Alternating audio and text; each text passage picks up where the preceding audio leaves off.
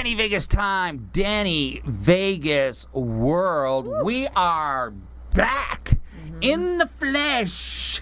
You know, last week I did I went back in time and created a little audio content because we're playing around with a little bit. What was with that? Everybody's just hitting me over the head about it, but I just kind of went back in time. I said, hey, one of the things we want to do here at WCOBM is I also want to find avenues of, because we're certainly a visual TV station, but we are. I want to. Better in color. It's better in color. Okay, we'll make a T-shirt out of that. So, but I did go back in time because I am playing around with audio apps. And I needed to create a little bit of audio files, and I've discovered all kinds of cool stuff. Really? Yes, Is that why you've been on the SoundCloud lately? Yeah, I've set up a SoundCloud account just to kind of play with it, just to kind of see where we can take it, and but the main concern is, of course, we are a visual element in the world, and that's where we're going to stay. But at the same time, I was just playing around with that. So yeah, I think everybody freaked out because you did that whole "listen up, Johnny Fever, radio is dead, no one's listening." Well, no, I said no one's listening because no one's distributing your content. Oh, I guess we have to read past the headline. Yes, read past the headline. Because I did. Many years ago, I wrote a blog article, and it said, "Hey, Johnny Fever, no one's listening." And I was at the time saying that internet radio really was not a good marketing vehicle unless you distributed it with a video or something through social media. Right. And this was written about 4 years ago, and all those radio people were just throwing all kinds of spit and all kinds of poison at me. You got to embrace it, and you have to make it your own. So you got to make it your own. So, and our shadower just he's tuning in live. He's tuning in live. Volume off. We have a T-shirt that says "Volume Off." We got to start wearing that. Okay, so anyway, that's very cool. We'll get to him in a minute. So it is the last Friday of the month. So the last Friday of the month. Thank you. Hashtag Nicole Taylor Sharp. Hashtag Sharp Tank. Hashtag One Lucky Gal. Thank you for coming in because next week is your big week. That's your scheduled week. It's our normal week, but we had to come in today. We've got someone that is a friend of mine, could be a future client, future WCOBM host. Yes. So he came in to do the thing, so I wanted to be here to make him feel welcome. And I'm bringing in a boss lady in for segment 4. So yes, that was good. Not like I need more of a reason than to hang out with my best buddy here. That's right. Yeah. Now, what's interesting? That's an interesting question. Now, do you boss ladies get along? Do we all get along? True boss ladies do, yes. Because I tell you, my experience is you get too many women in a room for too long a time, someone's going to be fighting. Then they're not. Someone's not going to like somebody. They're really not a boss chick then. Women, really empowered, elevated women, they do not live in a place of competition. They live in a place of collaboration. So if you truly are in that rare air, absolutely you get along. Okay. Because you've got that mutual respect thing, and it's all about setting expectations properly, having an understanding, and mutual respect. Okay. Yep. Well, I don't know if that's always been my experience, but okay. Well, I don't know what kind of ladies you were hanging around with before you elevated your game, sir.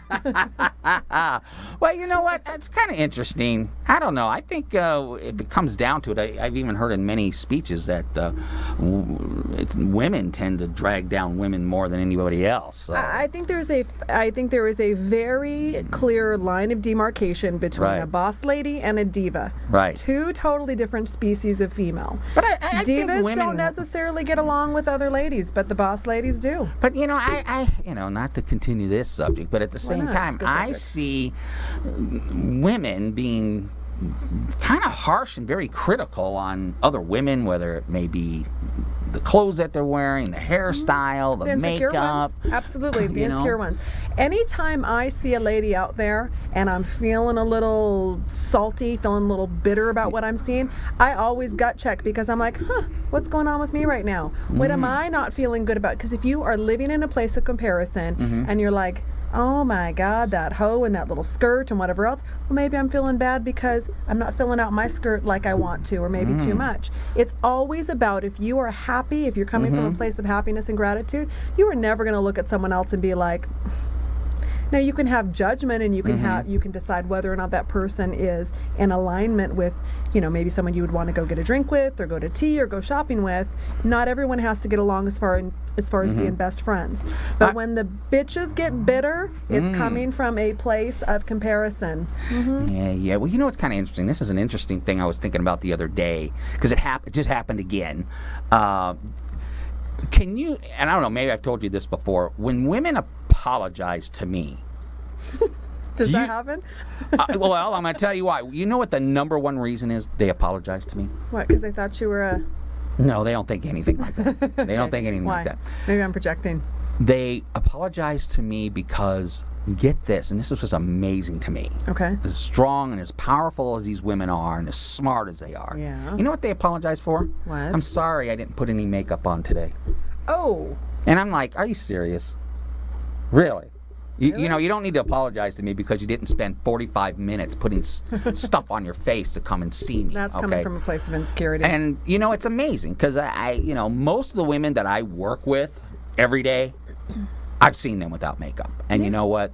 Absolutely. Now, our last meeting last week with Andy and Rose, we both came in with baseball hats and you worked guys out were here, just... and neither one of us were apologizing. We're but at the same time, let me ask you this. Okay. This is a good question. At the same time, what would be my reaction if I had a meeting with a lady about business, of course, and she just kind of rolled in with no makeup on?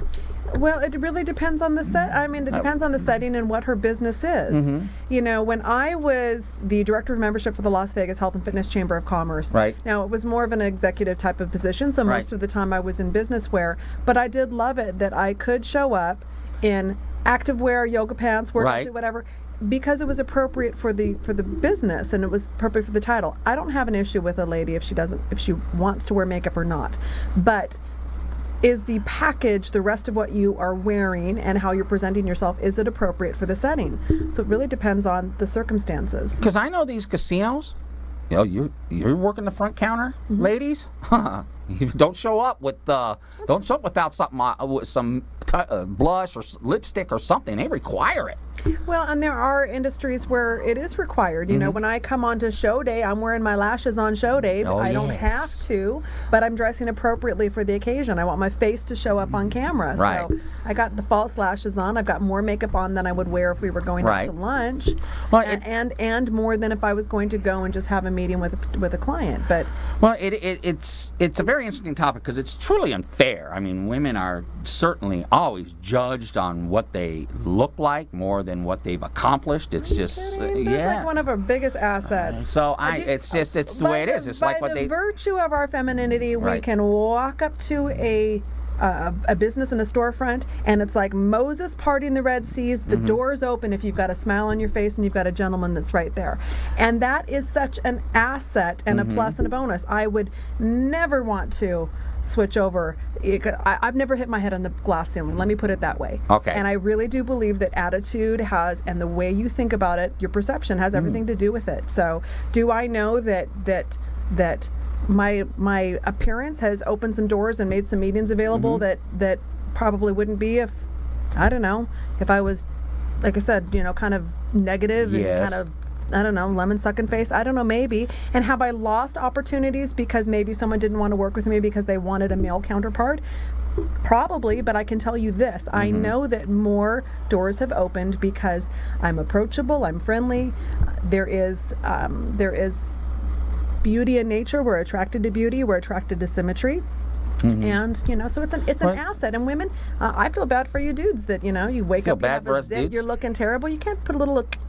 No, we can't. Without looking little questionable necessarily. Okay, because that's true. Okay, because when old Bruce Jenner turned into Caitlyn Jenner, you know what the first thing they told him was, "Hey, welcome to a world where it doesn't matter what you do, it's matter what you look like." Oh yeah, how did that feel, Bruce? I don't know. Caitlyn, when now all of a sudden, no, and hey, Woman of the Year. And you haven't even been a woman a year. Yeah. That's amazing. How'd you pull that off? That is something. That's but yeah, public per se. Now, when I think it comes to like general public, social media, public figure, women do get judged more harshly on their looks, and there's a lot higher standard, and it's not fair. It's not right. 1-to-1, person-to-person, business-to-business for us regular folks, I find it to be an asset to be a female. But you know. Well, that's what Then we again, I'm an optimist. So Okay, well, there's segment one, $250,000 into the show. in the bank. In the bank, baby. Wow. We'll be back right after this.